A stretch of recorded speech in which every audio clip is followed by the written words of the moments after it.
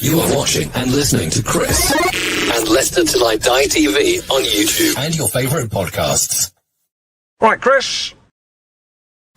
Oh, hang on a second. You see, this is what happens when you have sloppy seconds. There we are. Good evening, good afternoon, good morning, good night, good day, goodbye. Hello, wherever you are in the world, one of those will apply to you. And welcome along to Leicester Till I Die TV and to a brand new Leicester channel as well, for Fox's sake. I've got to be careful how I say that. At last, we've been saying for ages that this guy needs to be doing his own channel. Finally, he's listened to us and he's got one out. And if you want to know anything at all about football, about tactics, this is the guy. So please get over to that channel for Fox's sake. The link is in my description below if you're watching on my channel. We support all Leicester channels here, bar one. And no name, no pack job. Do get over there and subscribe now and make sure you give him your support. And Neil, sorry to have kept you waiting, mate. Welcome along and congratulations on your new channel. Thank you so much. What a lovely intro that was. I've said this many a time. I have listened to you and Brad, you yourself as well, on the channel many times over the years. A guilty pleasure of mine actually on a Sunday night is to walk around the local park with my AirPods in and listen to you. And there have been several times I've literally burst out laughing, and I think people are probably looking like, what is this weird guy doing? But I really like the show. I think it's a really good take. Thank you. You know, really, really. You did worry me then. I did wonder where you were going with that. Apologies for that. But yeah, thank you. Yeah, look, it was probably long overdue. I think the thing is that I agree with you. I think everyone should follow all of the channels, and I always think it's important that everyone tries to give like their own spin, not just their own personality. So that's the sort of niche that I've tried to carve out, trying to be like objective. You know, I'm quite an analytical person, although it's kind of funny, not always, funny enough. But I think when it comes to football, you know, as people say, it's a game of opinions. But I think it can be more than just a game of opinions. And I think if you think about if you were in charge of a football club or you were the manager, you know, you're looking to try and maximize it and take the element of chance away. So that's sort of where I'm going with it. The idea is that to kind of have a comprehensive look after games, try and examine what's going on and why, and try and make sense of it. So that's the idea for Fox's sake. And sadly, I would say maybe that is a sort of opinion that people are thinking about the upcoming season. We can discuss that in a little bit in terms of how do you think it's going to go. But look, of course, that subtle play on words, it's always been a little pun. I do like my dad jokes. I'm not going to lie to you, Chris. No, indeed. I think, you know, when we do get to talk about the you know, what we think about the season, I think my little furry friend here to our left or right, whichever way you're looking at it, the look on his eyes probably sums up how we're all feeling at the moment. But let's start with some positive news. And we've made a signing. We have. Or we're about to make a signing. Heard this before. Yeah. Yes, yeah. Well, it seems to be. I mean, who do you believe? That's the thing. But it's coming from Sky Germany, and Sky tend to be pretty much, you know. I don't know. I mean, what are your thoughts? Do you believe it's going to happen? We need a striker, don't we? Let's be honest with you. Yeah, I think it's going to be like dominoes right now. I think. Do you know, it's one of these things of like Steve Cooper only wants one thing, and it's disgusting, and that thing is transfers, it seems. After his Forest, I think he's got a problem. No, look, to be fair to him, we need to get players in over the line at minimum because we just don't have a deep squad. This one, I think, so I'm guessing you're talking about Adam Hosleg, and I believe this one is likely because I know that we've had interest in him several times before. He's very highly rated. I can speak a little bit about him in a moment, but I'm pretty sure he will come in.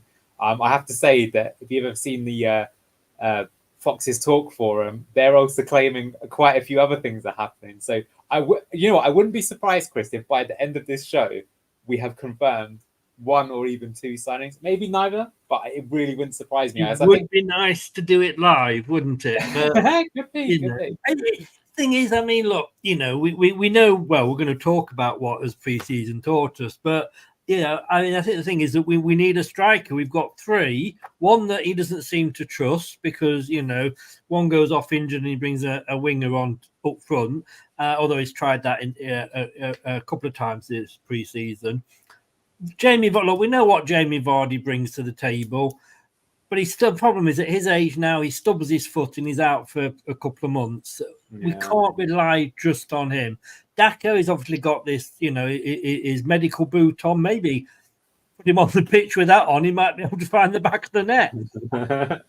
I'm being unfair, but you know what I mean. What I mean. But yeah, I'm positive that he's young.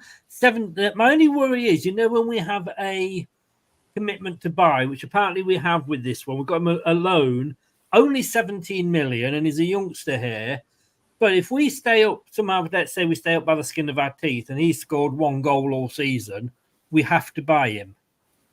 Yeah, but I mean, we could have bought him and still had the same result, I would say. I'll give you some information on the player. I did a bit of research on him because he's come up quite a few times. So he can play kind of either as a wide forward or as a striker, which is interesting.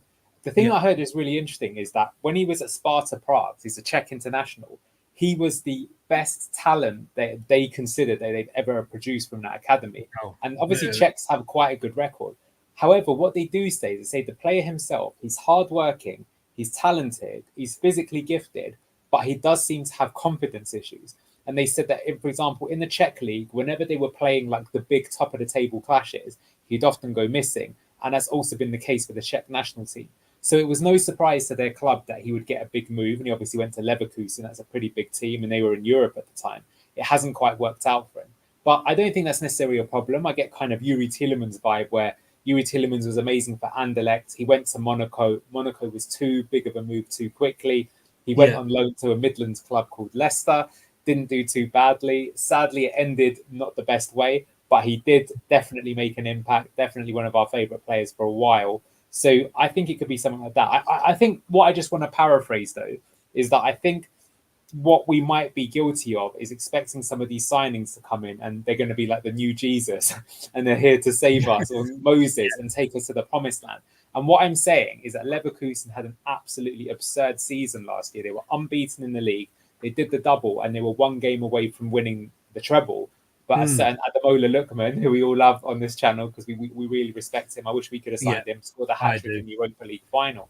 So they've allowed this player to leave. And what does that tell you? That tells you that as of right now, this is not a guy that's coming in red hot form, right? He needs to rediscover his form.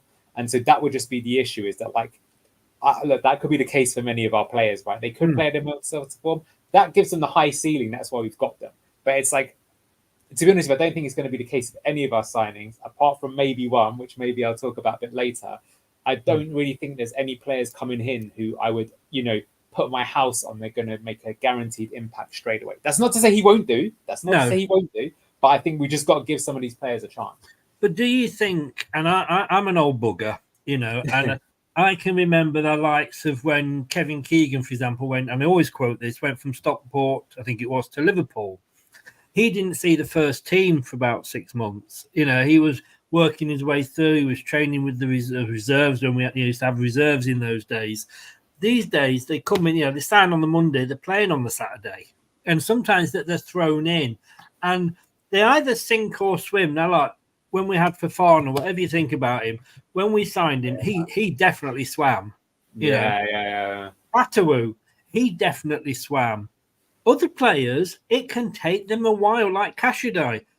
I don't know whether he would have been good or not, because obviously he went back. But because Fatawu would come in and Mavididi to a degree and done brilliantly from the start, we kind of expect that from all the players nowadays, don't we? Yeah, definitely right to bring that out. And I would say 2 or 3, I actually can think of 3 players that are pretty pivotal to Leicester that didn't have the best starts. So I think Ricardo, in his first 4 or 5 games, a lot of people said he was a terrible signing. He was getting caught out, and then he turned into a fantastic player. Yes. For me, James Maddison looked okay when he first started, but he certainly wasn't the Maddison by the time he left, where he looked like an absolute top player in the Premier League. And there's also another player you might have heard of him. He's called Jamie Vardy. He was kind of okay, but he certainly wasn't David Nugent or even Chris Wood at the time, I would say. No. You could even say the same about Riyad Mahrez. Riyad Mahrez came in, but it was Anthony Knockout who was the star at the time. And both those players, obviously, a bit later, they found their form and they became legends for the club. So definitely agree. But of course, fans will be frustrated because these players are coming in late. That is a big problem. and we're going to be up against it. And my fear is that last time we went down, we actually only went down by 2 points. And if we'd have sacked Brendan Rodgers, let's say one game earlier, and/or got Dean Smith in, because even though people weren't the biggest fan of Dean Smith averaged more than a point a game. So if you've averaged that out for a season, that would have been 38 points, and we went down, I think, was it with 34 or 32? So, that's the point.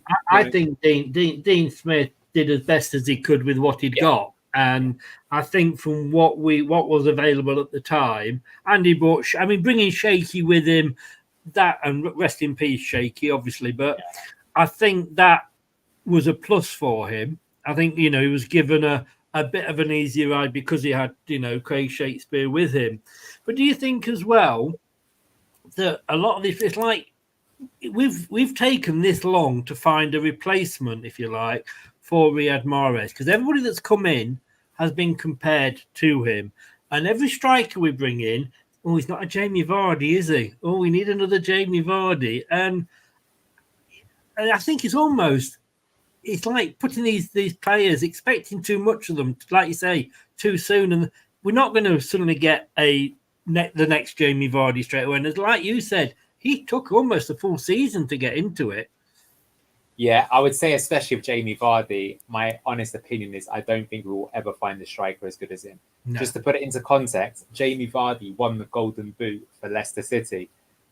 And that was the season outside of the Premier League winning season. He didn't even win the Golden Boot this year. So that's aside from that. So I'm just being realistic. When's the next time we will sign a striker that in a 38-game season will score 23 goals? That's top class level. I don't see it happening. I don't either. People, fans will always be saying, wish we had Jamie Vardy back and all this. But look, it is what it is. Anyway, pre-season ended on a bit of a dampener at the weekend. I was hoping for a little bit more because that was the last game before, obviously, the Tottenham game, and I was hoping that we might see the starting 11 or as close to the starting 11 subject to new signings. That's the starting 11. I'm worried, but it's been a hard lesson, and I know it's pre-season, and look, I don't think we've had a pre-season where we can watch the number of games that we have done this season. Yes, there's the odd one, and when I started my channel, the first ever game I did with Brad was the Birmingham friendly at the training ground, but I've been analysing these, and I know, almost like they're league matches, and they're not, though, are they? But it's been a bit disappointing. But then, look, we've got to remember they are only pre-season. Yeah, I think that's a good point. I'll give you my perspective on things. Look, I'll, before we get to it, so I've prepared a presentation for you. I'm going to talk about it. It's pretty comprehensive. And since the last time I was on your channel, we spoke about the Shrewsbury match. And I was just actually re-listening to that in the morning when I was in the gym. So I remember what we talked about. So I'm going to kind of pick up the point from there and tell us what's been going on. Now, I sort of agree and disagree. I think that results actually are irrelevant. That is totally irrelevant. It doesn't actually matter if you win 5-0 or lose 5-0. But performances and patterns of play and the structures, these are very important. Because if you're trying to coach a team, you want to set them up a certain way, or maybe you've tried something and it's either worked or it hasn't worked. And I will be, as part of this presentation, be giving you direct reference to this time last season when Enzo Maresca was also a new manager that came in who wanted to instill a new identity. And I think that's where it's maybe not going to look so good. What I will say is that first and foremost, I think this presentation is going to come across as quite negative. But what I want to say is that, look, I am a diehard Leicester fan. Leicester till I die, you might even say. Yes. And I really want Steve Cooper to succeed. I've got nothing against him. I was actually quite positive when he came in because I think that he had like a good background with youth team players. He gets on very well with the fans. I heard that at the recent fan presentation open day that they did, that he was well received by the fans and stayed afterwards and took photos and was very nice guy. So I would love for him to succeed. Yes. But as I said in my channel, I try and be objective. I want to look at things, and I will also offer, some constructive criticism, as we would say, some suggestions on what I think does and doesn't work and what we might need to do. Because Otherwise, and look, I don't even need to make this up, but the official Leicester City YouTube channel, they posted extended highlights of the Lons match. Those clips were 11.5 minutes. And in those 11.5 minutes, there isn't one single passage of play they showed that shows either a Leicester City move or attack. Not one.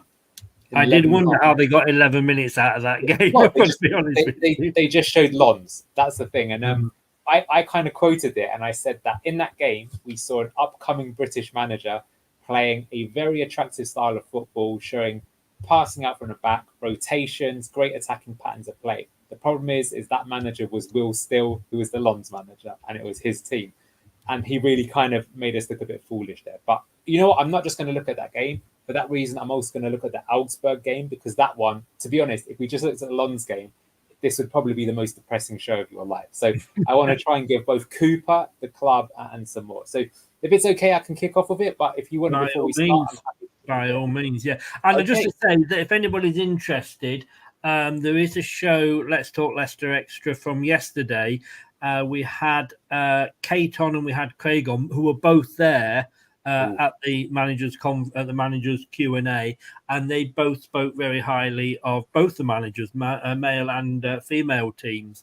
And can I just say, from a personal point of view, Steve Cooper was one of my 3 choices. So as much as I criticise, and like you say, it's the manner of the loss that gets me, not the fact that we lost. It's the manner of the loss. But he was one of my 3, and I know there's a certain presenter on both our channels that wants him sacked now, and I think that's a little bit premature. I'm behind him, and of course I want him to do well. And I think at the moment I still think he's the man for the job. But I just wanted to say that. But no, you make a start, and I'm looking forward to this, Anil. Thank you. Well, good evening, everyone. So what has pre-season taught us? This is the pre-season review on Leicester Till I Die.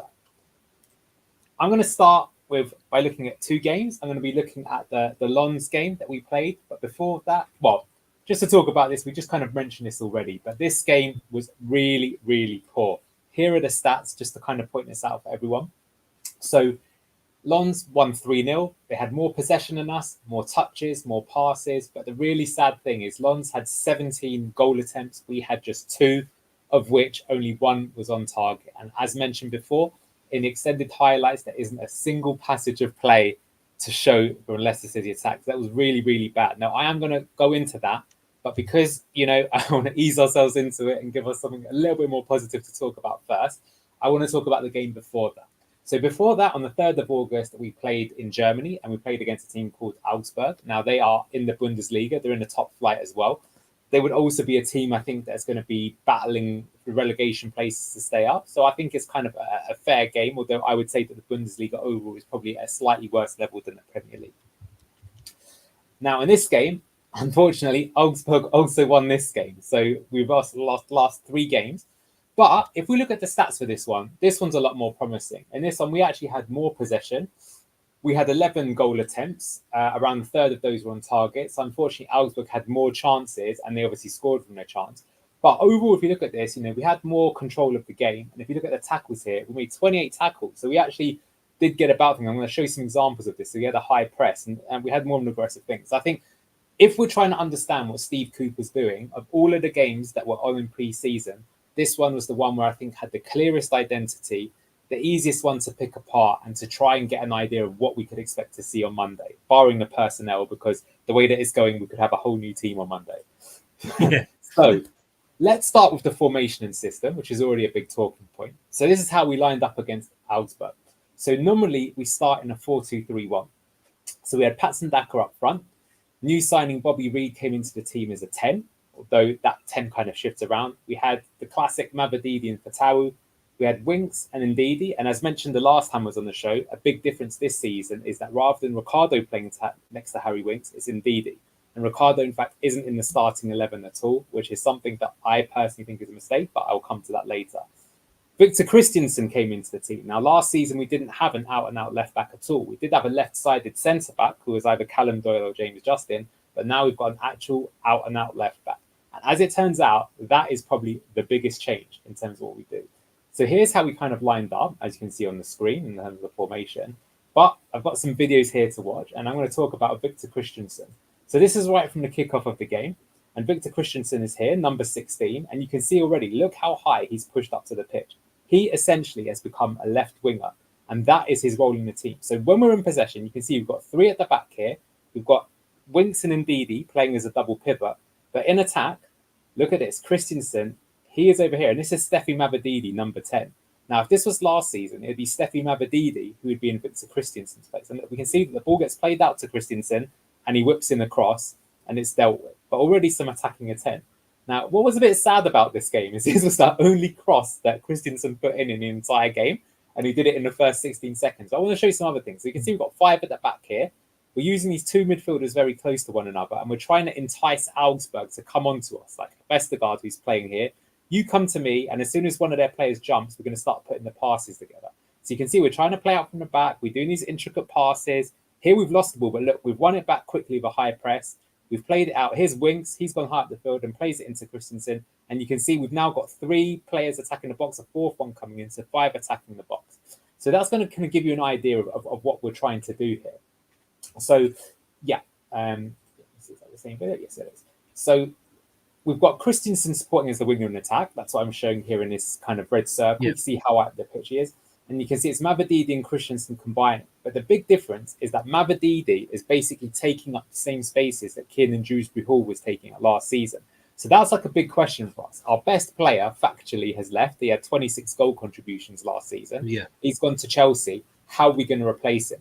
Now, we have since signed an attacking midfielder since this game was played, which is Facundo Buonanotte, but it's because we didn't. This was the approach that he tried to do. He moved Steffi Mavadidi inside a little bit.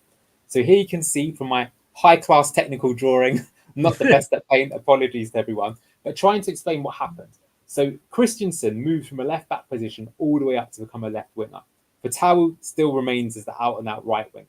Mavadidi shifts inside, and Bobby Reed, who is in the central, kind of moves out wide. So we're kind of replicating that kind of same system, but instead of 2 attacking midfielders, you could call them 2 10s instead. Daka would sometimes drop deep to act as a false 9, and I'm going to show you some clips of that. So all the strikers that we've been linked with, they're expected to be able to join in the build-up of the attack, maybe look for the balls in behind, to try and drag defenders out with them. We play with this back 3, so although we start with a back 4, because Christensen's pushed up the pitch, Fass in this case had to move over to make sure we've got some cover there, and Justin to the other side. So that was very similar to last season. And then of the midfield 2, what's kind of interesting is that Winks is the one who tends to sit, although he played that pass in that previous clip. And you'll see that as we play, Ndidi bombs forward a bit and tends to join in with the attack in this game. In the second game against Lens, Ndidi actually played as one of the number 10s, which is a bit crazy, but I will show you that in a moment. But in this game, this is how it worked. So on paper, it is sort of working a little bit last year. And Steve Cooper did say that he wasn't going to change it up too much. Now, I kind of disagree with that, but I do sort of see where he's coming from that perspective. So again, just want to run this clip. Now we're high up the pitch. This is very similar to last season. Again, look at this intricate passing. We did this last year. Mavadidi, you can see he's moved infield. And look again, there was Christensen outside on the whip, providing the whip. And here we switched the ball over to Fatawu. Fatawu's got the ball, and you can see Bobby Reed's made this inside channel run, and we've dinked the crossover and Daka, and that's a decent attempt. And I like seeing this because I think this is quite reminiscent of the best stuff we did last year. So the best stuff we did last year is we pushed right up the pitch. We tried to control the game. We tried to shift the opposition around. And quite commonly, what we did is this exact move. But we try and compress play over to one side to isolate our other winger on the other side who's completely free, in this case, Fatawu. And Fatawu, we mentioned the Mahrez comparisons, is if you can isolate Fatawu one-on-one with a defender, that's a great position for us to be in because Fatawu is really good at beating his man. So here you can see Winks has played it into Mavadidi. He's sort of dipped inside, so he's not hugging the touchline. You've got Christensen. And then Fass has spread it out wide. There it goes. Boom, Fatawu. He's one-on-one. He can play the little ball in. Reed, that's a decent cross. And, you know, that wasn't a goal, but that, for me, is quite promising to see that. That I can see a clear structure. I can see what we're trying to do, how it may or may not work. So that's... Can I ask, sorry, at this point, sorry, just to ask, because I was very much a fan of Christensen, and I wanted, you know, I was glad when he came back, and I know he didn't fit into Enzo's plans. It was almost like he, like you say, he was almost getting in the way. He likes to get forward, but in this game, like you said, he got very few crosses in, because whenever he got the ball, he wanted to. He was playing it back. He was. He wasn't looking to get the cross in. But then, was there anybody in the box a lot of the time for him to get the cross in for? That is a good point. I was looking back at the game, and it often was. But I think what you've just identified there is exactly my concern as well. So Christensen, if you look at him statistically, even last season, he played for Bologna, who finished fourth in Serie A. That's an amazing achievement, and he played a lot of games. But I think he only had 2 assists over the whole course of the season. And what I'm saying is that his attacking output just isn't there. And so what I feel we've done is we've taken Steffi Mavadidi, who is one of our best goal contributors in terms of goals and assists. We moved him inside, and the player that we've then put to replace him is someone who is not going to contribute. And you're right, every time we receive the ball, perhaps I should have put a little compilation clip together, but he just kept cutting inside over and over again. And it was so frustrating. In fact, like I say, it was only when I was making the clips for today that I found that he made a cross, and he literally made it 20 seconds into the game. And I felt like, did he give up just because there wasn't someone in the box in the first 20 seconds? It's like, come on, lad. You need to mix up your game.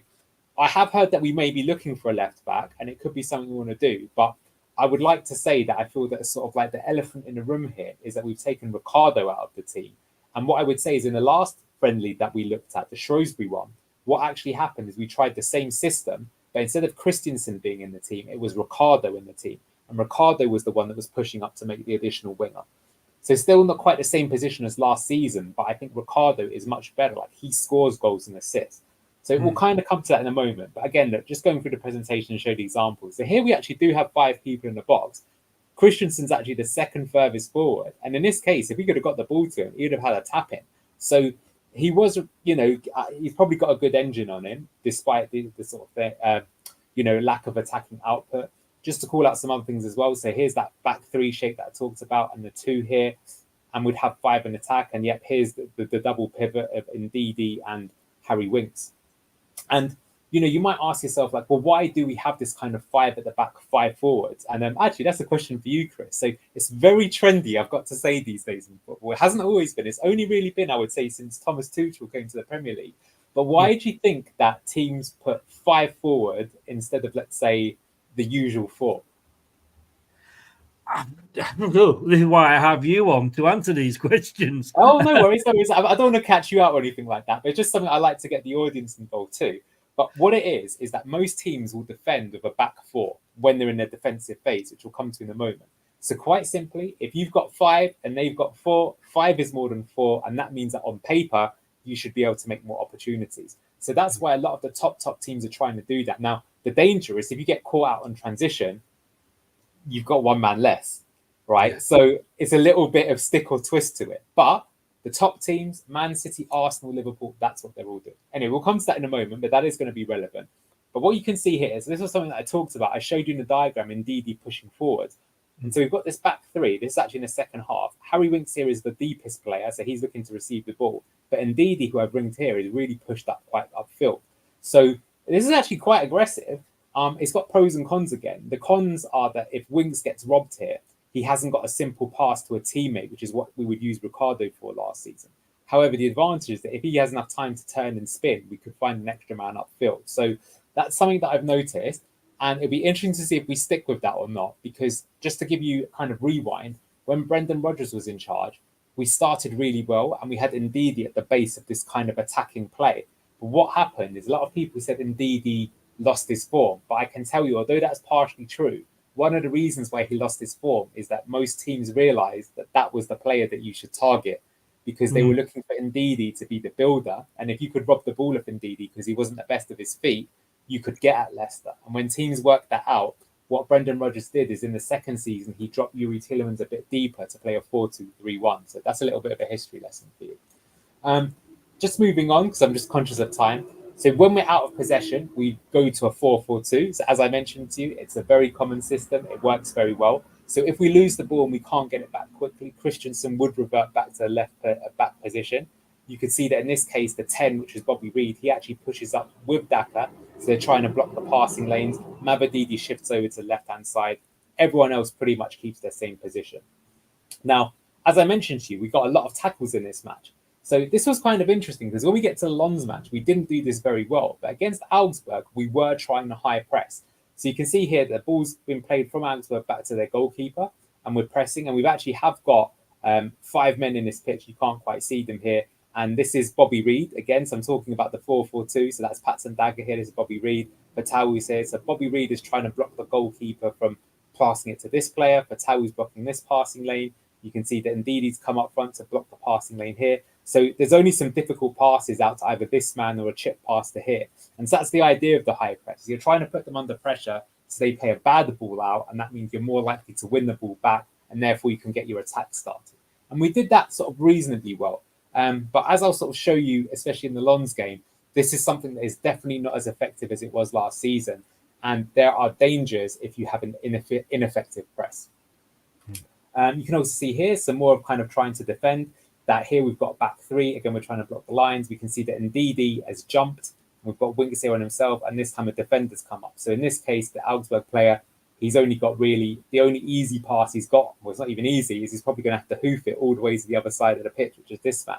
So again, you're putting him under pressure. He might cut back inside and play it back to the keeper. That's great. That means your entire team can push upfield and you put the opponent under pressure and you're trying to control the game.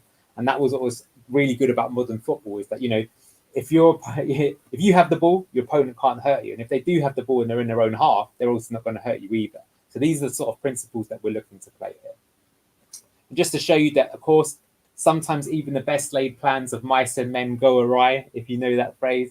And when you really need to defend, you need to have a deep block of a 4-4-2. And this is quite common. Even the top teams like Man City will do this if they're really under pressure. It just doesn't happen too often. And that would be the case here. So you can see that when we're under the cosh, here you can see how many players we've got back defensively. And you can see here that Augsburg, they've got a front five as well. Very fashionable is what I've heard, Chris. But look at how many people they've got to beat. It's not just the back four, but because of the compact block, they're completely outnumbered here. And so I think that these basic principles are good, because when you're in a Premier League and you're playing really good teams, if you make it too easy for them to cut you apart, you're going to concede a lot of goals. Having a 4-4-2 is always difficult to break down, as we ourselves found last season, despite being the overwhelming favourites in the Championship. So that game, the Augsburg game, I'm going to get to the nasty game in a moment, but just to give this one, because there's a lot more positive to say about this one. I think overall, we had control of the game, as shown in the possession stats and the amount of touches. As I've shown you, I think it was quite easy to identify the offensive and defensive structures. They were pretty clear. I think in general, players weren't getting in each other's way, which I think did happen in the Shrewsbury game. Like there'd be two men standing in the same place receiving the ball, and that you'd expect when you're trying to teach a new system to people. However, if those things were the positive, I would say that the negatives were, you just called it out yourself, Chris, you should be a pundit. Lack of creativity. I think Christensen out wide offered very little. That game, you know, for all of those, those stats, Augsburg had more chances on goal than we did. I think they were a bit unlucky not to score a second one, if I do recall. And we didn't really create much. I don't think we really looked like scoring. We didn't really use Mads to his strengths in terms of his distribution. There was a lack of movement and incisive passing. I'm going to show you some clips from last season. And a few times we got caught out on transition. So when Winks was by himself, you know, there wasn't someone else to help him out. So overall, that game, although I could see what we're doing, possibly not a surprise at the result, as it felt like a bit of a worse version of last season's tactics and setup. But I think overall, you could see what he's trying to do there. And that's probably going to be the blueprint going forward. So that was that game. But now, unfortunately, we're going to come to the horror show. So after seeing that game, I was pretty intrigued to see what we were going to do for the last friendly. And you're right, pre-season friendlies, do they matter or do they not? But this was the last friendly before we played the big game against Spurs, right? The first game of the season. And normally you'd expect to see your strongest lineup and probably the system or formation you're going to try. Yeah. So we did make quite a few changes here, and some were a bit odd, I found. So firstly, Mavididi was not in the team at all. And Bobby Reid was playing in that sort of like wing stroke 10 position. We brought Hamza Chowdhury into the team. And we kept Ndidi, but we pushed Ndidi up to be one of the 10s. So he did play as an attacking midfielder for us last year, but his starting position this time around was much further forward than it was last season. At the back, Vestergaard stepped out and Okoli came in. Fass kept his position, but he became the centre of the back three when we shifted to that shape, and he was the builder. So this was the formation that we went to. And I'll be honest with you, a bit concerned here, because I would have said that last season, three of our best players, I don't think it's unfair or controversial to say this, would it be Steffi Mavadidi, Ricardo Pereira, and Yannick Vestergaard, like or hate it. I think those were three of our more consistent and better performers. And in this particular lineup, they didn't feature. Now, look, they might have had fitness concerns. He might have wanted to try something else. So you cannot, be judged during executioner here. But it was interesting that we played this way for at least 60 minutes before making any formation changes. And again, as the match starts, Christensen's moving up to the left-hand side. You can see this is Bobby Reed, who's taking that Steffi Mavadidi position. Here I've got Ndidi, so I'm not making this up. Look how much further he is up higher to Chowdhury. And you've got Chowdhury and Winks playing next to one another. So there you can see that the same system, the same idea that he's trying to play against Augsburg, but he's changed the personnel. So now I'm going to show you some things. So again, this is right from kickoff. And again, as I mentioned in the previous clip, you can see that we're doing your favourite, Chris, passing out from the back. Here you can see Patson Daka's dropped in there to become a false nine. Did you see that? To try and pull that move to play behind. Fass has got it building. We're trying to provoke the press onto us, and it's working, right? There. The Lons players are getting forward. Mads is, then come on, come to me. Trying to drag the player. Now he's played a long ball upfield. Now here we've given it away, but you can see what he was trying to do there. We're basically trying to drag Lons upfield to make space. And then because Mads is really good at his distribution, he's going to try and chip it behind and find Daka on the run, one-on-one, who is really fast. And we have got a lot of pace in our team, and try and isolate a goal there. So if I'm being honest, this is probably as good as it got in the entire game for Leicester, 30 seconds in. So that is the highlight. But again, you can sort of see what we're trying to do here. But now I'm going to sort of go to some things that didn't work so well. So I mentioned pressing in the last game being pretty good. Now I'm going to show you some pressing from this game. And this is a bit of a disaster. So Lons have got the ball here, and they've already pushed up the field quite high. This is something that we probably wouldn't have allowed last season. Here, we're not doing too badly. We're forcing this Lons wide player to go back again. So that's not bad. They're not able to get past the halfway line. Now he plays to the keeper. Now you can see Fatawi's chasing, but he's chasing by himself. So their keeper's got an easy pass here to this man. Now this man's played it into another free man. Hamza's tried to get to him. He's been done. And now it's a bit panic stations, because now you can see there's a lot of free players here. This Lons player was totally free. You can play the ball here to another totally free player. And this, compared to last season, is a bit worrying. You can see that we've retreated now into the 4-4-2 defensive shape. But look how easy they've managed to get in, and they've put a shot on and it's gone wide. And this is quite dangerous for us. And so this has all come because of the way that we tried to press, or the lack of pressing. And the thing is, this was a hot day in France. And let me tell you, a bit like today, if you're running around on a hot day, and you're not really getting any end product of it, all you're going to do is you're going to tire yourself out. And when you really need the energy, you're going to be out of it. So that was already a little bit of alarm bells that we saw there. Now, I'm going to compare that to last season. So this was us. You can see we're playing a variety of teams here. And you can look at this yourself. And I'll even ask you, what do you notice comparative to the previous clip that I showed you in terms of pressing? Here we're going to see a goal. So that's obviously one good thing about why you press in the first case. But after this goal goes in, you can tell me what you see from the next passage. This is against Southampton. And so what you're seeing is there's many more people forward. We're getting hold of the ball way quicker. And when we get it back, we snap into the counter-attack and we're making opportunities from it. This is twice in the same game. So Southampton have already made a mistake. They've forced a mistake. Dewsbury Hall's got this here. Look at that. Easy ball in. McAteer, boom. That was 2-0. As well, the other thing that I noticed is the closing down. Yeah. In that Southampton game, we were closing down well.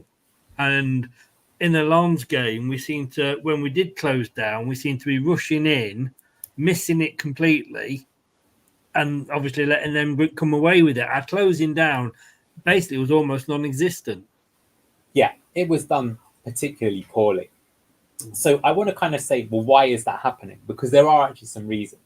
So one of the big differences is that we are pressing with fewer men than we did last season.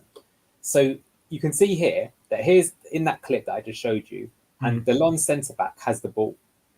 So he's got this here, but in terms of pressing, like I would say already, this man on his left-hand side, Fatawu's here, but he is not going to get there if the pass is played to him. So he's not blocking the passing lane, as we get to call it. At least in this case, if he plays it to the right centre-back, there's someone who could jump to get him to make it more difficult.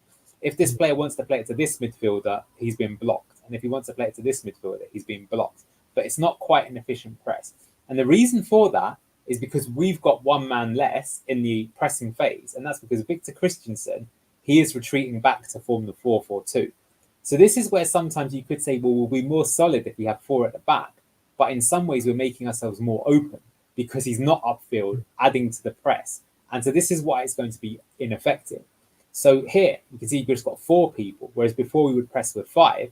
So now you can see that Lons in this picture, they've got five players and we've got four. In fact, there's another man over here as well. So they're going to be much easier. It's going to be much easier for them to find an extra man and essentially give us the runaround. And if you watch the game, that is pretty much the TLDR of what happened. We got given the runaround. And this is one of the reasons why.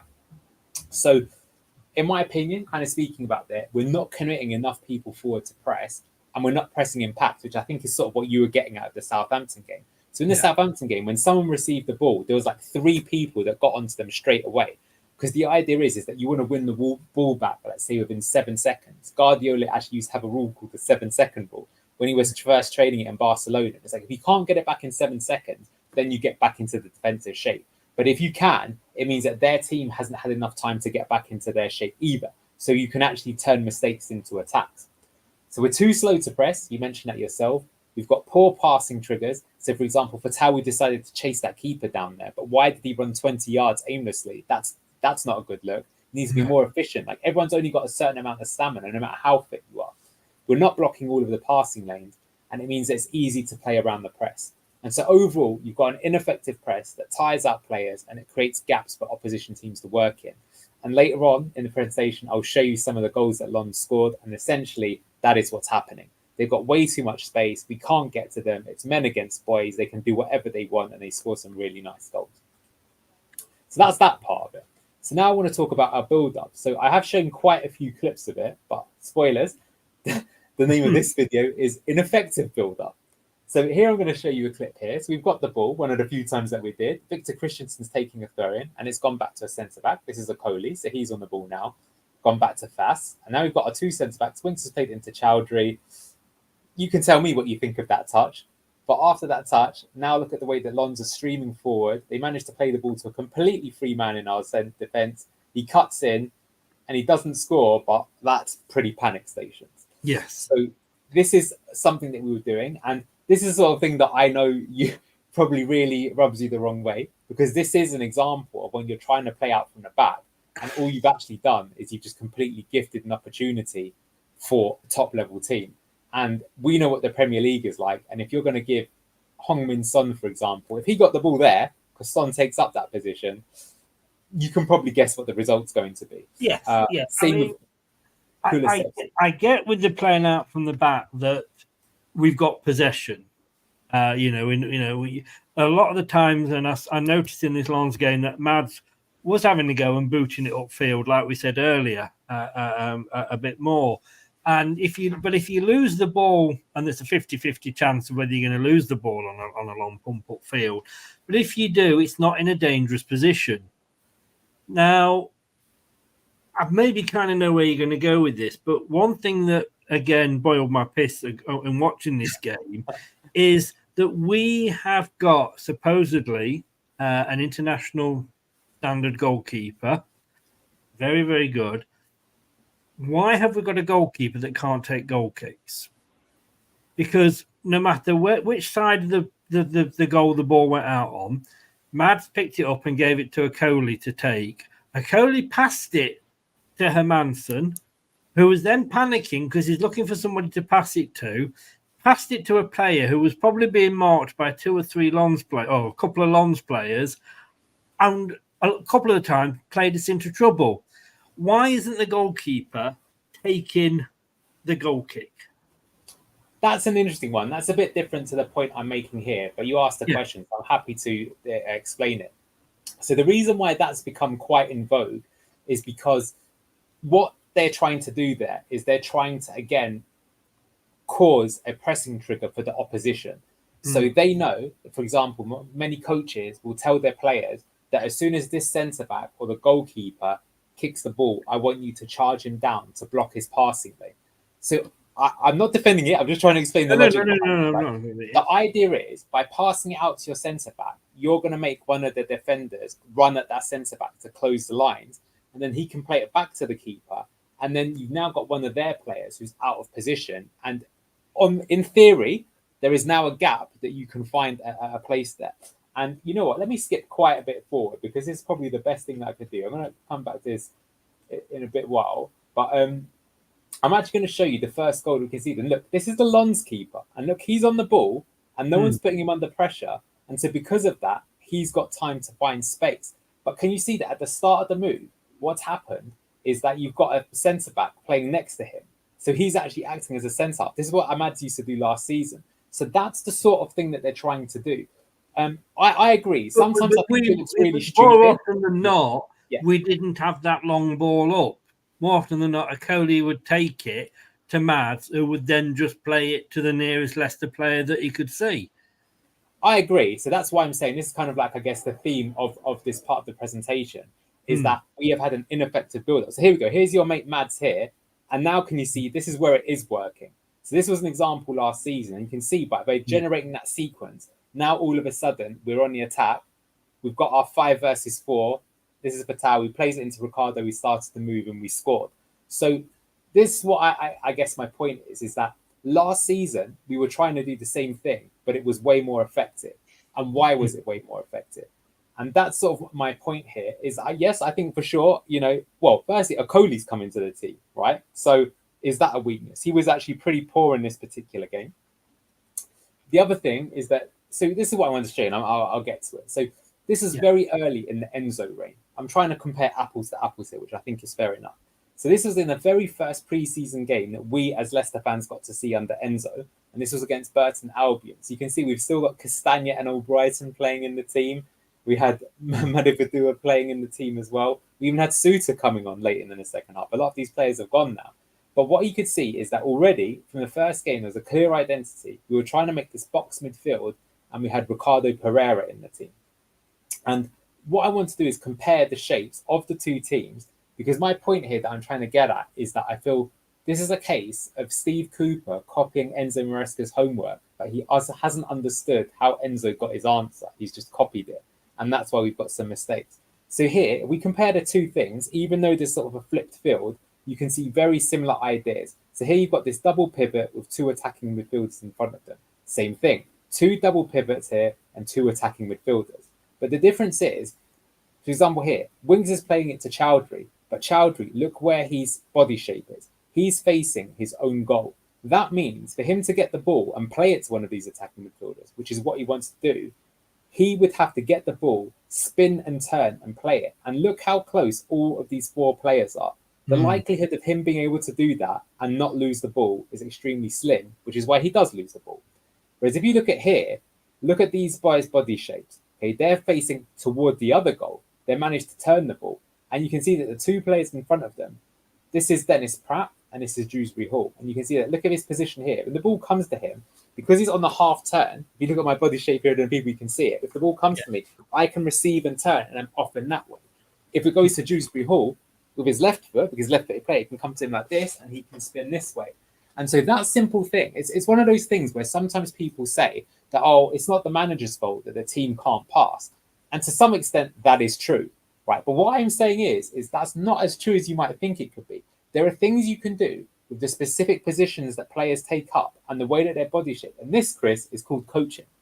And that is the point, right? So when you did your level 1 and you're talking about kids, it's like, sure, if you're receiving the ball and you're not even looking at it, you're not going to be very good at receiving the pass. It doesn't matter if the pass played to you as well. So it's all about getting your body shape right. So these things are costing us, and these small tweaks, I said I try to be constructive as well, could make a big difference. And, coming back then to, the effective build-up, I'm just going to show you some more examples. I'll kind of skip it a bit forward. So it's clips that we've not seen before. So let's bring it forward again.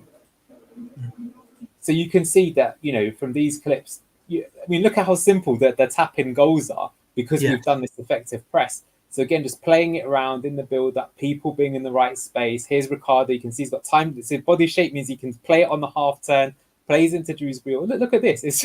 It makes the game look effortless, right? But that is the result of good coaching. And, it's very simple. So again, look, took it on the half turns, beating his man, plays it through. This is Ndidi. Look at that. That is absolutely fantastic. Same players, pretty much, arguably even worse than the ones that we're bringing in. But because the coaching was done in a very developed way, look at that. Ndidi comes in, dinks a little cross. Look how easy that is. And look at that. Can't miss the goal. This was our team less than 90 days ago that we were playing like this. So, yeah, that's the sort of slight worry. So, as I'm saying, what my point is, I'm saying I feel that the players selected for the roles are not best suited for the task. So we tried Ndidi in that position and we tried Hamza Chowdhury in that position. But one player that we didn't try is Ricardo Pereira, even though many of the clips I've shown you from last season, he was the key man. The body shapes and angles aren't optimal, and that is causing a problem, and that's something that's got to be addressed. And the distances aren't right either. And so overall, you've got an ineffective build-up, and this is the problem. If you have an ineffective build-up, what you're doing is actually worse than if we just sat back in 2 banks of 4 and just tried to play on the break. Because if we did that, we might not have the ball very much, but would be very hard to beat. But in this case, if we lose the ball like we did there, half our team is upfield and the team who is back is completely out of position and they're in big trouble. And as I said in that sequence, someone was completely free and on a better day, they would have scored. So that's kind of the alarm bells. So now I'm going to do sort of Alan Shearer / Alan Hansen, probably for you and I remember that. And Alan Hansen will always be about, it's a terrible defending, a terrible Scottish accent, even worse, right? But I think that this is important to sort of look at it, right? Because, yeah, I think I was really impressed with Lons. And, I showed this goal before, but I'm going to show you the whole sequence. The goal actually comes from a corner. But if you see this whole sequence of play, long field, ball upfield, Christiansen head it back, not bad. Okoli gives the ball away here. It's come back to him. He loses it again. Bad touch. It gets crossed. Mads actually makes an outrageous save there. That should have been 1-0 already, but he's kept us in it. Now we retreat to a back 4 shape, and now we're trying to prevent the ball from being crossed into the box. And to be fair, this we're not doing a bad job of. You can see that Lons keep playing it around. They don't cross it in. The opportunity isn't really there. So they're going to try and switch play to the other side because they can see that it's a bit tough. And that's what they've been coached to do. So here it goes, out to the other side. Now they look for the inside channel run, quite similar to Enzo ball. But we've defended that well. Harry Winks was aware and we're back to a back position. So, Leicester and set pieces, we know we're in good place here, right? Because Leicester never have any problems with set pieces. So unfortunately, gets played quick, comes out to a man here, gets played outfield, no one closes him down, crosses it in, poor marking, and it's 1-0. A lot of that could be tweaked on it because that was a set piece and we got caught out with an early one. But I wanted to sort of show the build up to it, which I think was, worrying. So that's 1-0. And then very soon after, it's 2-0. And again, keeper has a lot of time, not being pressed, plays the ball outfield. We sort of get first contact, but second contact, we don't get anywhere close to it. And that's another problem with our pressing, is we're not being aggressive enough on the press. So now Lons have the ball, they're finding space, they're playing outfield, play it wide. Here, Christiansen, for some reason, completely backs out the challenge. You can see Mads going absolutely mental there to his colleague because he's probably saying, what are you doing there, lad? You absolutely need to block that shot. You cannot just stand off. But again, if I'm identifying it, it's a ball upfield. The first header could be better. But if we're not going to win the first header, this second one, we've got to clatter that man. It means you either win the ball or you foul him, one or the other. Because if you don't, this can happen, which is you give them free reign of the ball. And that's something we were very good at last season. It's something I'd call the cynical foul. So Harry Winks, for example, got quite a few yellow cards. I think he ended up with 12. And Harry Winks is not a dirty player, Chris. But Harry Winks knows that if someone beats him and it would be a 3-on-1 situation, you cannot allow that to happen. You've got to give them a tug there. The other thing I noticed there as well was Chowdhury chasing the ball. And it was like, when you have those training sessions where you've got 4 players and they're passing the ball and you're one player trying to get it off them. And it looked like a little boy lost. Yes, I would agree. And again, that's my point about personnel, the not being in the right place at the right time. Especially for someone who's so physical. Like I say, if he's not going to get the ball, we can check. Yeah, right. Look, he's just chasing, nowhere close to it. He's at fault maybe for 2 or 3 things. Although, like I said, I think it's really Christiansen who has a moment to forget there, even looks down. So I think he knows that it's his mistake. But don't worry, Chris, it gets even worse. So here's the third goal. And apologies for that. I wasn't expecting that then. He choked on my drink. Yeah. And so here again, we can see that, look, we're trying to chase their ball. We're getting nowhere close to them. Look at how Lons are able to find the free man time and time again. They cut in. The challenges aren't coming. They retain possession. They keep it. They're dragging us all over the shop, inside channel run. They cross it ahead. This could have gone in. It's saved, doesn't rebound. They score on a rebound. And look how many people they've got in the box. And it compounds a poor day for Leicester. And, the score, I think, even flattered Leicester. I think, if I'm being honest, a 5-0 wouldn't have been unfair because the first half, they were all over us. Totally. And you can see. And I think what's sad is that I did one on my own channel with Luke. And Luke said to me, what I'm really unhappy about is that Lons look like Leicester from last season. That's what we did to teams. And yet they're doing that to us. And it's sad to see. And he said, if it wasn't Leicester that they were playing against, he'd actually be really impressed with Lons and he'd probably quite enjoy their style of play. But look, we're not here to kind of float their boat. But no, to be do you think, though, when we look at last season, look, Lons, finished 7th, I think it was, in their league last year. So, the top division, we're not playing, a Birmingham City here, or no disrespect. Well, yeah, disrespect to them, but you know what I mean. A Plymouth under Wayne Rooney. We're playing decent teams, and the same with Augsburg as well. Top division team, weren't they? I think in Germany. We're kind of thinking, look, this is how we were last season, which we were winning every game that was coming our way for most of the season, and now it's new. We've got a new manager. We lost our manager. We lost our best player, and we're playing at a better level. And would we have learnt anything more if we'd been playing a Northampton, which we did last season, or a Burton Albion, or a Stockport County? Would we have learnt anything more by winning those sort of games and losing to top teams and in fairness to Lons and Augsburg, which they are top teams? Well, I think that's a great question and a fair one to ask. But my counterpoint to that would be this. Last year, I did a show with Neil where we played Liverpool. And despite the fact that we lost 3-0 against Lons, we actually lost 4-0 to Liverpool. We did. I'm looking at that now, yeah. And not only did we lose 4-0 to Liverpool, but Mads made 2 superb saves. So the game could have been 6-0 to Liverpool. And I don't think that would have flattered them. However, after that game, I said to him, Neil, I've never been so sure we're going to win the championship in my life. And you might think, what? But we got battered in that game. No, we did not. No, we didn't. For that first 20 minutes of that game, we were completely playing around their press, cutting Liverpool apart and making chance after chance. And Casey McAteer should have helped himself to 2 goals. Liverpool then tightened up. They realised what was afoot. They were probably a bit surprised we were trying what we were trying against a team as good as them.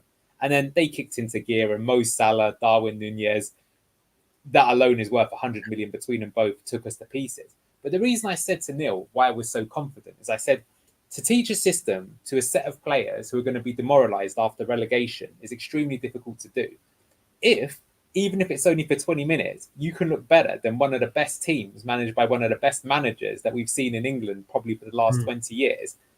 That is impressive, extremely impressive.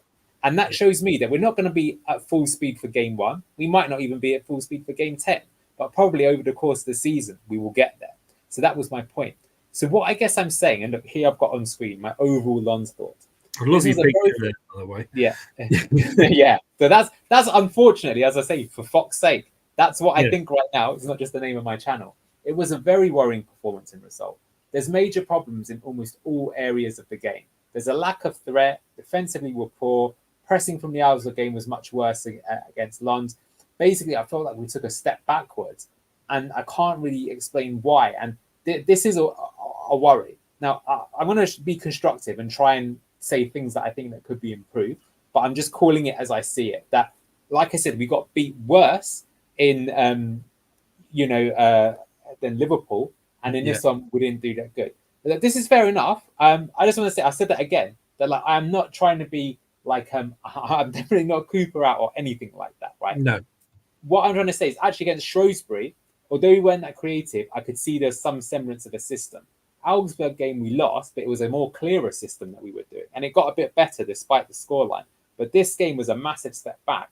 And we didn't mention the Palermo game that we lost as well, where we also looked like we weren't going to score in a month of Sundays.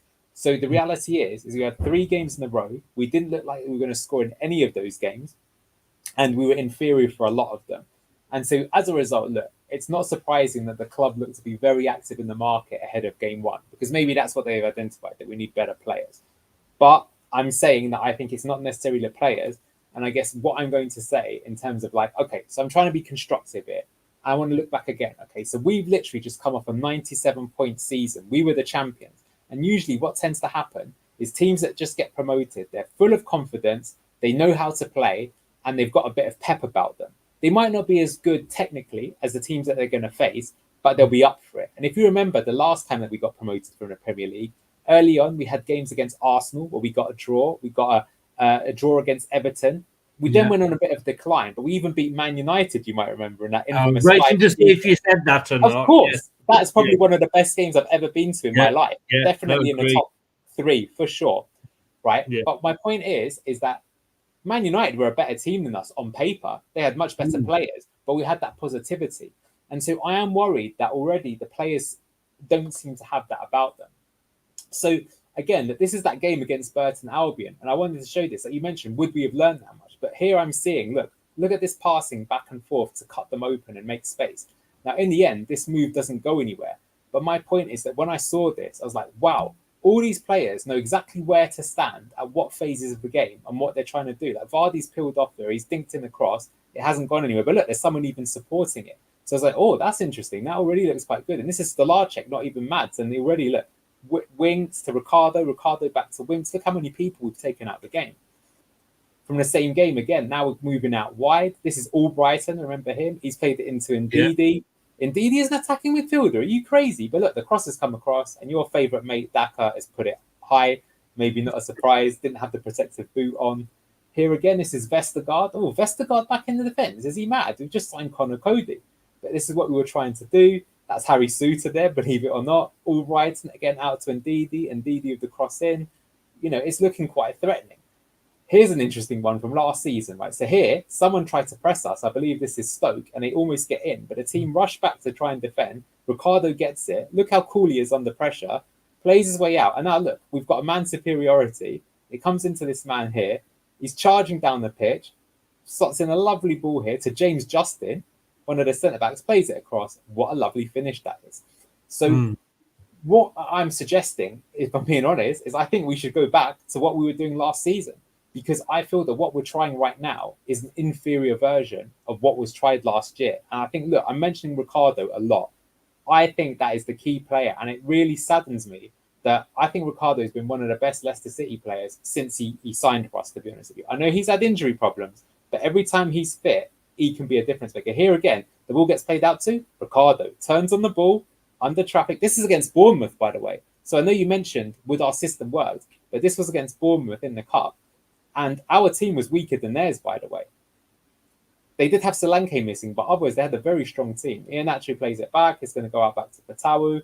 And, you know, okay, this is a fairly saucy goal. But again, we generated that goal by going back to front through that game. I was actually at that game. Oh, really? Of course, you're nearby, yeah. Of course, yeah, I'm nearby. And we managed to get some extra tickets because it was the FA Cup. But, and I remember Enzo saying, like, don't judge our games against sort of, you know, Premier League teams about how we'll do next season. And I thought, well, hang on, no. The Chelsea one, no. The Liverpool one pre-season, no. But this one, because this is a sort of team that we could pretend that you look on at paper, no disrespect to them, but you'd look on paper and think we could get something from Bournemouth. Yeah. Would we get something from Liverpool? Probably not. You know, exactly. And I looked at this, and all right, Bournemouth were off the boil that day. They couldn't hit a barn door in a thing that their striker looked about as, you know, up for it as Daka did. He was being picked on by the fans, but yeah, we very much held our own in that game.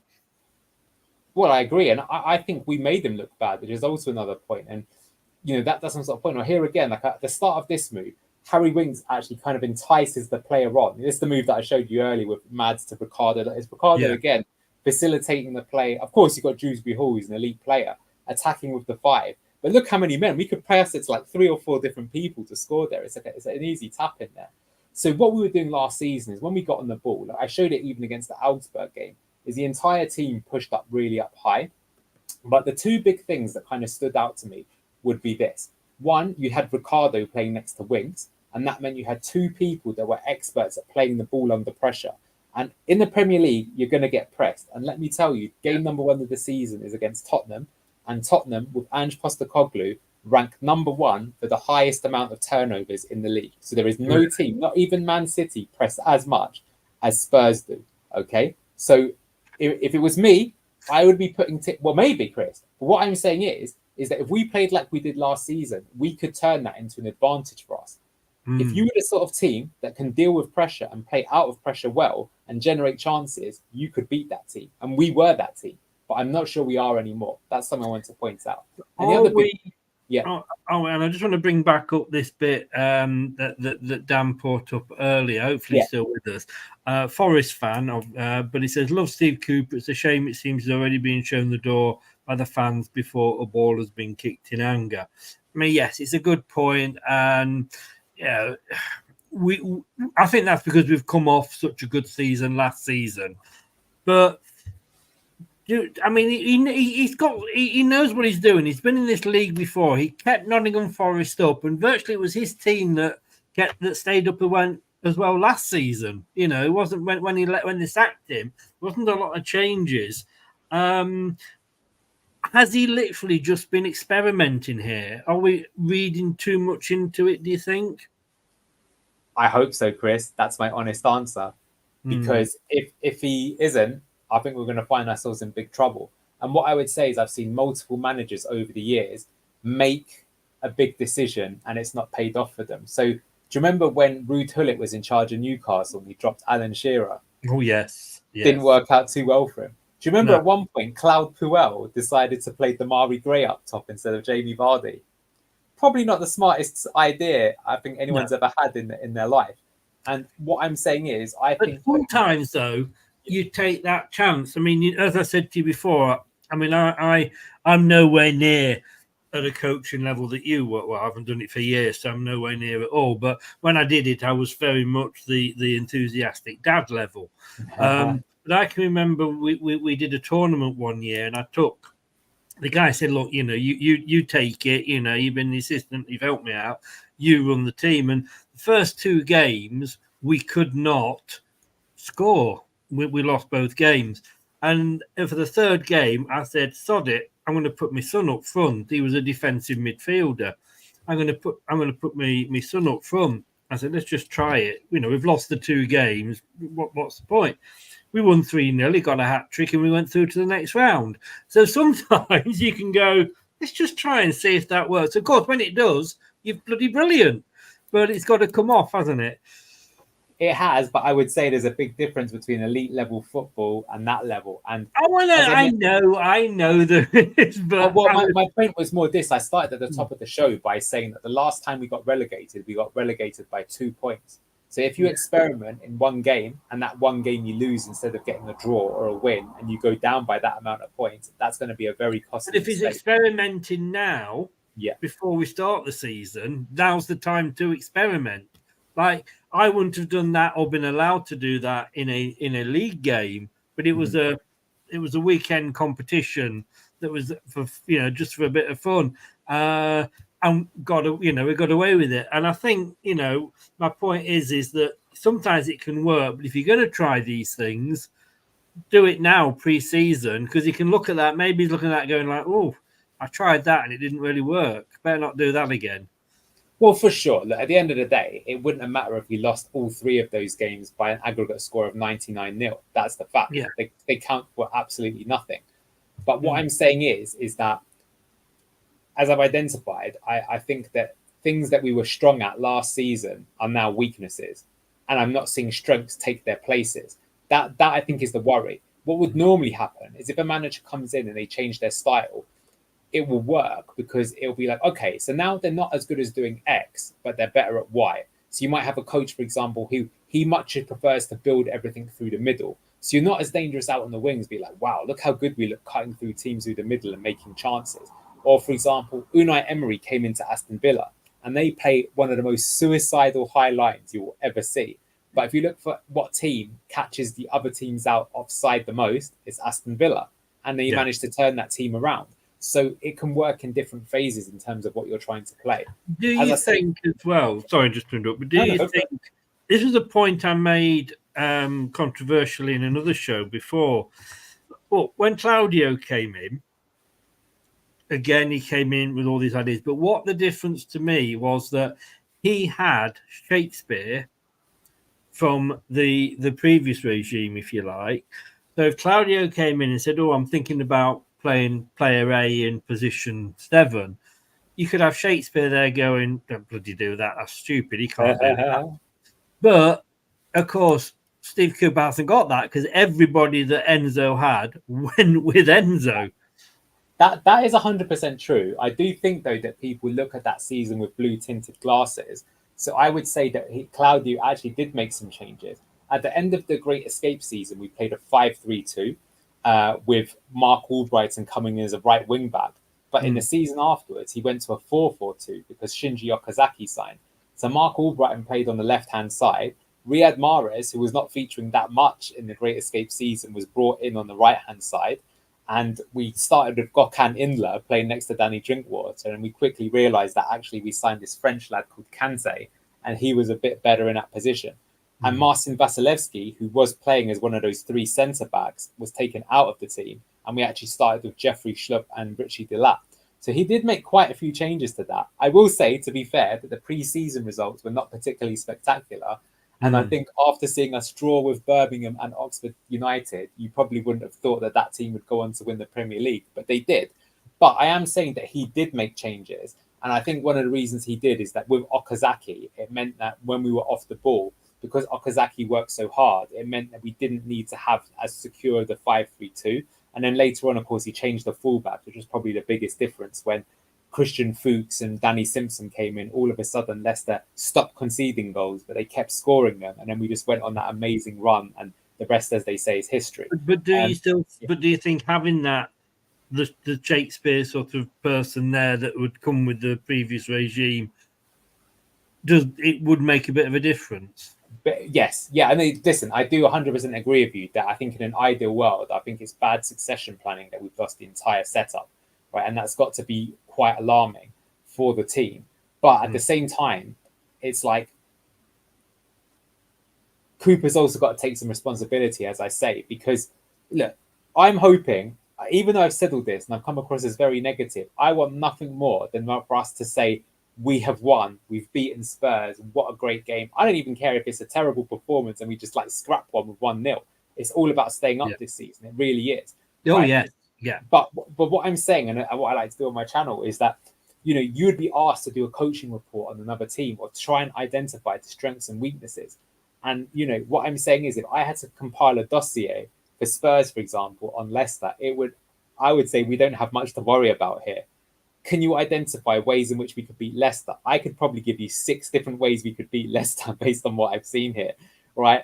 And, you know, one of them is very sad. It's just let them have the ball. They won't do anything with it and they'll just give it away and we'll score off doing nothing, which is one of the worst things that you can possibly say.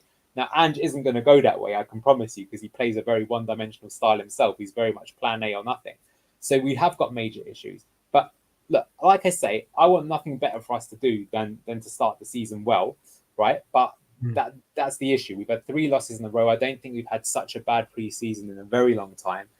We have a lot of the players not necessarily looking too happy. Some players are already injured, out for the first game already. And we're desperately, frantically searching around in the transfer market. And the fact remains that we haven't really meaningfully replaced Kid in Dewsbury Hall. We finally did get Buonanotte in, but he hasn't played a single minute of pre-season. So do you know what, Chris? I wouldn't be surprised if we do play a completely different way in the game. But then that means we're going into that game with no training really whatsoever. And to expect it to work first time round when you're playing against a team that finished 5th last season, that signed James Maddison, who was our best player the season that we got relegated, and is in their team, that's what we're up against, right? This is the Premier League. The Premier League is elite. It's the most competitive league in the world. It's one of the hardest leagues in the world. And we're going to be up against it. And it's going to be a long, tough season. That's my point. It is 100%. And I think we are aiming for 17th. 100%. you know, and anything over or above that is going to be, well, heaven, if you like. Look, I mean, I think I wanted Cooper to come in, and I still want Cooper to stay here. I'd love nothing more than him to do better than he got. I didn't realise that actually Burnley had offered him the job, and twice, in fact. and, Really? well, he'd gone there, and he said, "Oh, let me have a think about it." And then Leicester Week came in, and then they said to him, "Look, are you going to come?" And he said, "Well, how long have I got?" And they kind of said, "Well, look, if you don't want to come, we'll go elsewhere." And he was obviously hankering over the Premier League. And I suppose even without that, we are, no disrespect to Burnley, probably a better proposition. But I honestly think he's the guy that can keep us up, if anybody can, because he's done that at Forest. It's a baptism of fire that he's had, hasn't it? Like I say, he's come in as a new manager, and he's had most of the pre-season. Hopefully, he's got all his ideas out of his system now, and he's done that in games that don't matter. And maybe he's lulling Spurs into a false sense of security and thinking like they will beat us, then we'll go out and stuff them 5-0. I live in hope.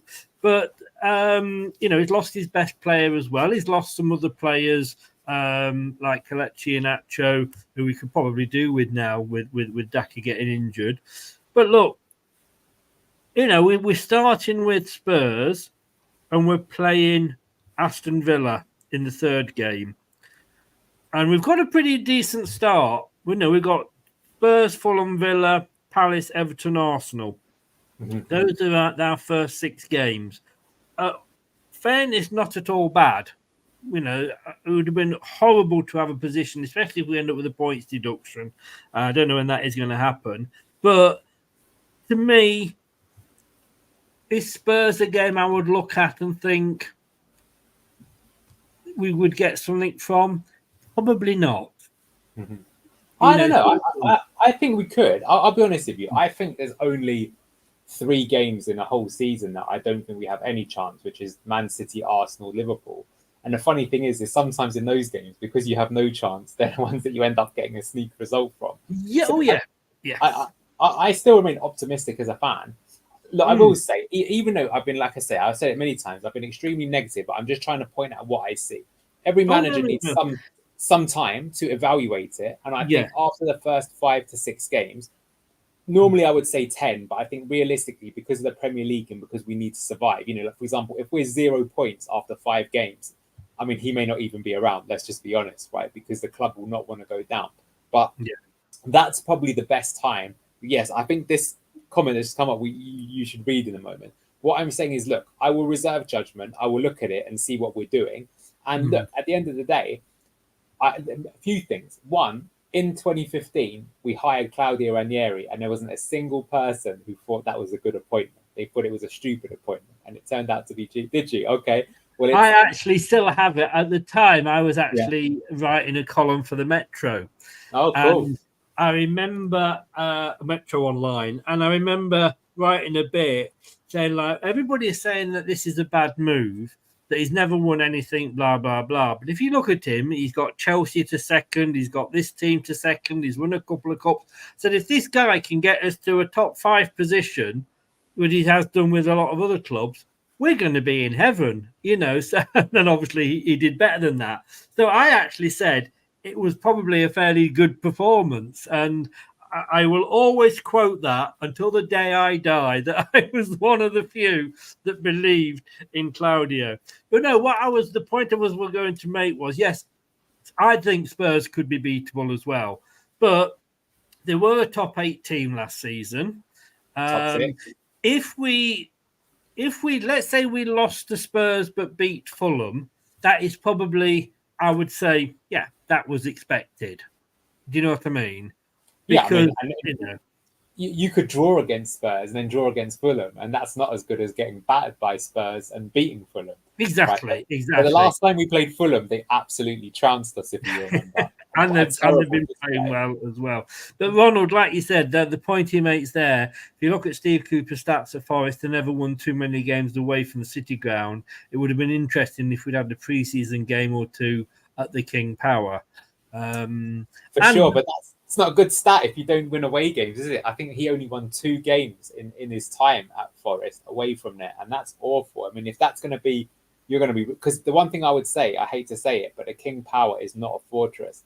We actually lost more games at home last season than we did away. So, it shows that we're not the best at that. And our fans are a bit fickle in that sense. But yeah, look, again, that's what I'm really hoping for. That's what I'm saying. Normally, when a promoted team comes up, and again, I remember the last time we came up from the Championship to the Premier League, Game 1, the atmosphere was electric. Everyone was so excited. And we got a draw, like I say. And it's because I could tell, the sort of crowd forced it through. Everyone was excited and the players were up for showing what they could do. That could still happen. I very much hope it does. But yeah, as it stands, I think there's a lot of work to do and not much time to do it in. And who's even going to be in that starting lineup? I wouldn't be surprised if there's 3 brand new players that we've not seen before. Of course, it could work. Do you remember Lillian Nallis many years ago? Yes. We absolutely roasted Leeds 4-0 and he scored an absolute beauty. And that was one of those, I don't even know who these players are, but this is my new hero. I'm buying the Lillian Nallis shirt tomorrow. Yeah. We unfortunately went down that season, though. It's just one thing I've got to We did, but with more points than Leeds. So we got something. I'm going to 2 very quick questions, if you don't mind. I'm conscious of the time. Were we missing Cody in that last Long's game? Because I thought he'd done very well, and something that Kate said to me when she's been to a game where he's been playing, you hear him, he's there, he is the Wes Morgan. He's got that experience, and that he will control that back line. Maybe he's not got the speed of Faz or whatever, but. If Vestergaard does, go forward, which he likes to do, and that's my next question in a second. But did we miss Cody, and should Cody be starting? No to both questions, and I think it's so funny amongst the Leicester fan base how every time a player's not playing, they're all of a sudden the second coming of God. It's the same people that thought Harry Souttar was an incredible player, but he's gone on loan to Sheffield United. It's the same people think Will Alves is going to go into the team and be the next Leo Messi. It's like there's a reason why managers aren't playing these players or putting them in. And if you look at the stats for Conor Cody last season, for the games that he started and the games that he played, he was basically worse in every single metric than Vestergaard, Fass, Justin, Doyle that started ahead of him. So maybe anything's possible, but seeing as we're playing a system with the back 3-2 shape that we played last season, to me, it seems pretty unrealistic to expect a player who is worse than our 3 that we started with last season to come in and be better. And it just feels for me a bit of a weird, people love a player who isn't particularly good. And I'm trying to be objective. I would say I've got data on my side rather than just opinion. No. I mean, this is why I ask you the questions, to get the answers. And did Vestergaard make a difference when he came on? Because we seem to be playing higher up when he came on, but obviously by then, I think the game was probably over anyway. That's a good question. I would say that when he came on at the same time as Ricardo, and in both the games that he's come on, we've looked much better at playing the ball out from the back. However, I will caveat by saying that we've also looked a bit weaker on the transition as a result of that as well, because we're playing it out from the back more often. So there's pros and cons to it. But I'll be honest, I think when they're both on the pitch, we're more creative because we can construct something. And The Guardian did a pre-season preview for Leicester City, and their predicted position for us was 19th. And I think something that they said, Leicester really seem to be struggling with their creativity, relying upon Harry Winks as their main creative outlet. And Harry Winks has 6 assists in 300 games at Premier League level. So if that's who we're relying on, I love Harry Winks. I think he's probably the best player that we have in the starting 11 at the moment, especially if Ricardo's not playing. But that is why, again, here are the stats. 3 games played. We didn't score any goals. We never looked like scoring. So we need to find a solution to the creativity. And that was Enzo's way. Enzo's way is that if you have a system, you can be creative without necessarily having world-class players because you're relying on the system to create your chances. In some of those clips I showed you, Wilfred Ndidi was getting multiple assists, and people say he can't do it. But if you don't have to think, if you just know that I run into that position and I do a first-time cross, it makes it very simple. So something to think about. But look, a number of times last season, I can remember seeing Fatawu getting the ball on the right and just playing it into absolutely nowhere, and then suddenly left field, indeed he comes in off the edge of the screen, just gets it on the byline, and like you're saying, crosses it in. It was like, you put it in there, mate, and I'll just get on the end of it. Yeah, we did do that move once out of all the clips I showed you against Augsburg, where we played it into Bobby Reed. But what I'm saying is that when I saw the preseason under Enzo, in every game, I saw that move 4 or 5 times a game, not once in 3 games, which is a very damning statistic. So you've got to kind of get that back. If we could do it, can they remember how that is? Can they remember how those chances were generated? I would say that it seems to me that a lot of our problems is that we're not able to take the ball from back and get it to the front. You know, that is the thing that's fallen apart. And again, I actually feel that's because we haven't been putting Vestergaard and Ricardo in the team. Enzo said last season, he says, well, normally with our team, if that back 5 plays well, we will probably win the game because that gives us the foundation on which to build on. So it's about choosing who's going to be in that team and for what reason. Just to try and play devil's advocate here, why might he be making that change?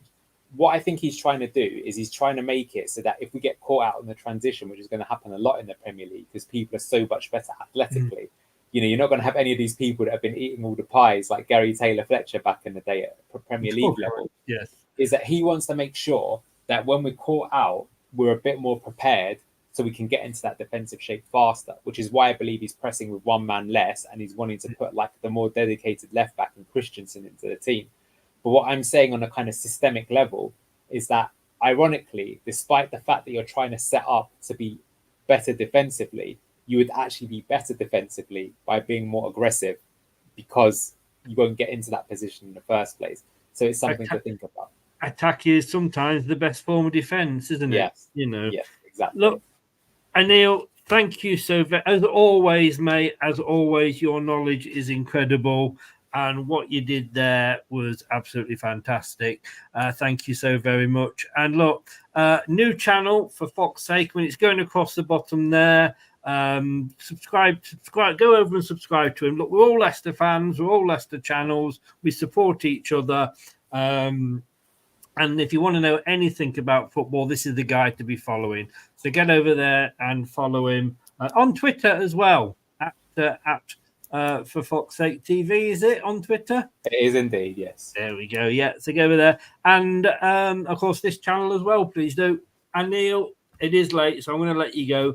Thank you so very, very, very much. Really do. I've loved doing that. Let's hope we don't see too much of that.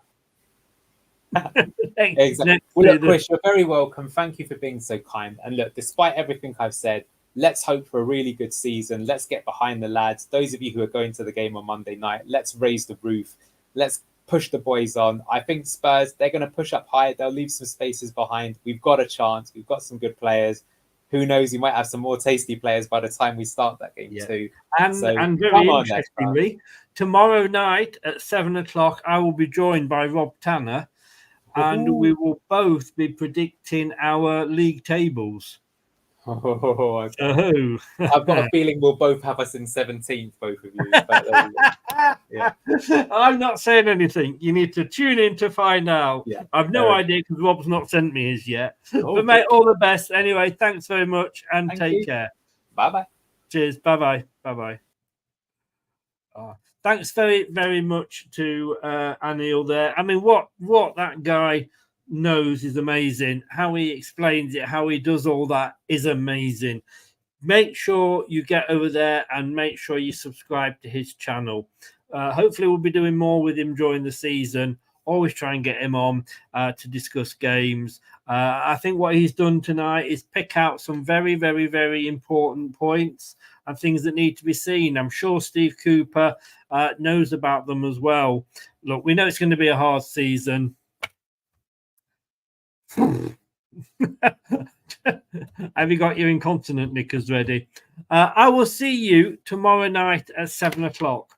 Like I say, I'll be joined by the Athletics' Rob Tanner when we will be doing our predictions for who people are going to be finishing in the league. Is it going to be another Man City runaway?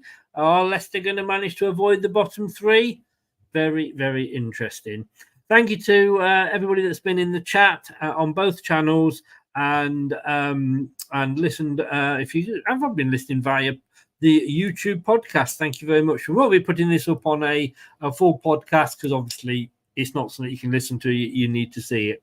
If you are a member, thank you for your continued support. If you want to join being a member on LTID TV, it's only $1.99 a month. I will see you tomorrow night at 7 o'clock. This has been LTID TV. I've been Chris. I will be back. Good night. Thanks for watching. These videos are tremendous. You better like them too, or I'll be back. This podcast is proud to be part of the TalkSport Fan Network. TalkSport. Powered by fans. That will conclude this evening's entertainment.